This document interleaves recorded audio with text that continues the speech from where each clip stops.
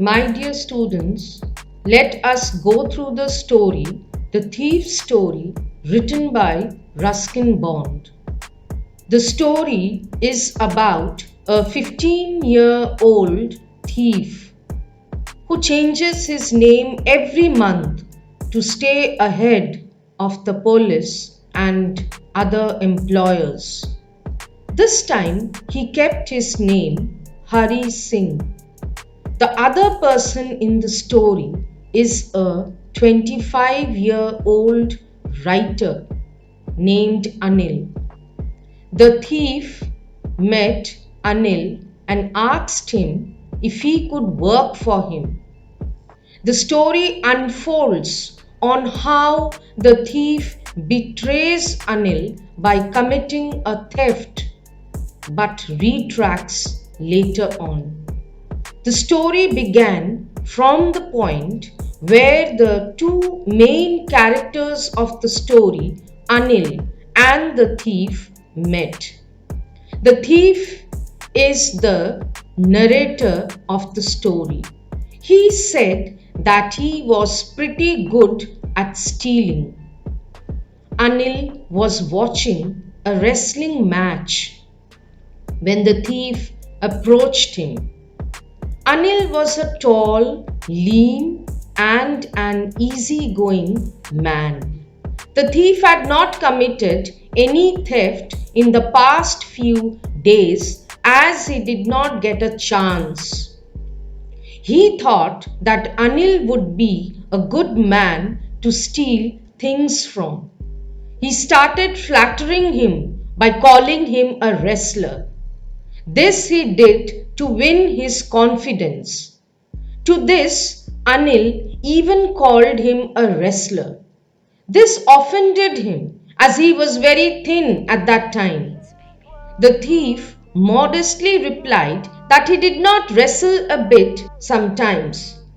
Then they started talking about the well-oiled wrestlers whom they watched on the screen.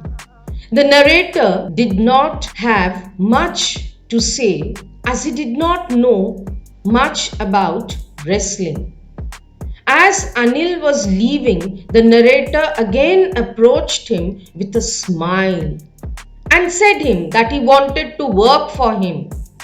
Anil replied that he would not be able to pay for the work.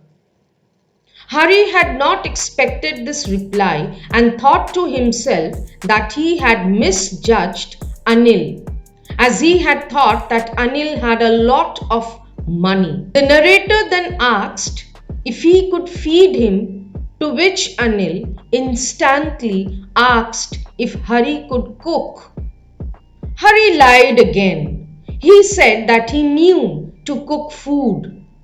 Both of them went to Anil's room, which was above the Jumna sweet shop. Anil instructed Hari to sleep in the balcony. The meal cooked by Hari was so terrible that Anil had to give it away to a stray dog. Anil asked Hari to go to sleep, but Anil decided to stay awake for a while. His smile was so appealing that Anil could not stop amusing with him. Even Anil promised to teach him to cook. Anil taught him to write his name and said to him that he would soon teach him to write sentences and add numbers. Hari was grateful to Anil. He enjoyed working for Anil. He used to make tea for him in the morning and then used to go out to buy groceries for the day. He would also keep a rupee in his pocket every day from the money that Anil used to give him daily for shopping.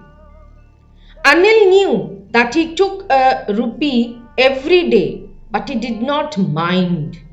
He was fine with it. Anil did not have any regular income, as he used to earn money by doing different activities. He did not have any fixed job. Anil remained worried about his paychecks all the time, but as soon as he received a check, he would go out with friends and celebrate. The narrator was of the view that he used to write for magazines. One evening, Anil came home with some money and told Hari that he had just sold a book to a publisher. Before going to bed, Anil put the money under his mattress, which was observed by Hari. Hari could easily steal the money as he had the key to the room. Hari thought that he was trusted by Anil the most, which had never happened in his life before. This was the only thing that was stopping Hari from stealing. Hari further thought that it was useless to rob a careless man like Anil because he might not even come to know that he had been robbed. When a person doesn't come to know that he has been robbed, there is no fun in robbing him. He decided to start with some work. Even then, he justified his act of stealing by telling himself that if he didn't steal the money, Anil would waste it on his friends. He also thought that he had a right over the money, as Anil did not pay him for his work. Hari started his work when Anil was sleeping.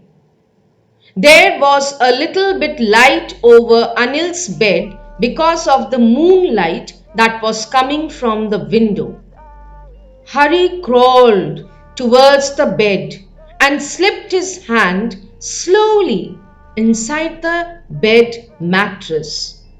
He looked at Anil, who was sleeping peacefully without a single line on his face, as he was carefree and thought good for others. On the other hand, Hari had a bad appearance due to his wrong thinking. Anil was facing Hari, which scared him a bit, and Hari quickly left the room. As soon as Hari was on the road, he started running and had kept the notes in his pajamas. He had tied it with the string of pajamas. After a while, he stopped and counted the money. He had 12 notes of 50 rupees, which made it to a sum of 600 rupees. Hari thought to himself that he could not live a luxurious life like an Arabian sheikh for at least 2 weeks. When Hari reached the station, he straightaway went to the platform without buying a ticket, as he had never bought a ticket in his life. When he reached the platform, the Lucknow Express in which he had to go was just leaving the platform. He hesitated. After some time, when the train left, he found himself all alone in the platform. He did not know where he would spend his night. He did not have any friends, as he always felt that a friend was more of a trouble than being helpful. He did not even want to stay at any of the hotels, as that would attract his attention. As he was walking through the bazaar after leaving the station, he realized that although everybody, rich or poor, showed concern to losing their wealth, Anil would only be a little sad. This would happen not because he lost his money, but because he lost trust that he had on Hari. He would feel sad to think that Hari betrayed him. While walking, Hari reached a park. He sat on a bench. It was the month of November. The night was a bit chilly, and then the drizzle added to the discomfort that Hari was going through. Then it started raining heavily, and Hari's shirt and pajama got wet and stuck to his body. Cold wind was blowing across his face. He went towards the bazaar and sat under the shelter of the clock tower to escape getting wet. It was 12 o'clock by the clock tower. Hari checked the notes. They were wet. He again started thinking that it was Anil's money, and if he had not stolen it, Anil would have surely given him some money to go for a movie. But now that he had stolen the money, he could not go back to Anil. He had lost all the fun of making tea or buying groceries. He knew that if he could learn to read and write, he could earn much more money than these few hundred rupees. He realized that it was not very easy to steal something from someone, but sometimes it was that easy to get caught as well. On the other hand, he could become a respectful man. He decided to return to Anil to learn to read and write. When he reached his room, he was very nervous because he knew that it was much more difficult to return stolen things without being caught. Anil was still asleep. He went near the bed and took out the notes. He found the edge of the mattress and finally slipped the notes under it. The next morning, Hari woke up a little late, and Anil had already prepared tea by this time. Anil extended his hand towards Hari and had a 50-rupee note in his hand. Hari thought that he had been caught. But Anil explained that he had made some money the previous day, so he was giving him 50 rupees. He also informed Hari that he would be paying him regularly. When Hari took the note in his hand, he saw that it was still wet. Anil also told him that he would teach him to write sentences that day. Hari realized that Anil had come to know that he had stolen money and kept it back. But the greatest thing that happened was that he did not express his anger or disappointment on his face or in his words. Hari again smiled at Anil in his most appealing way.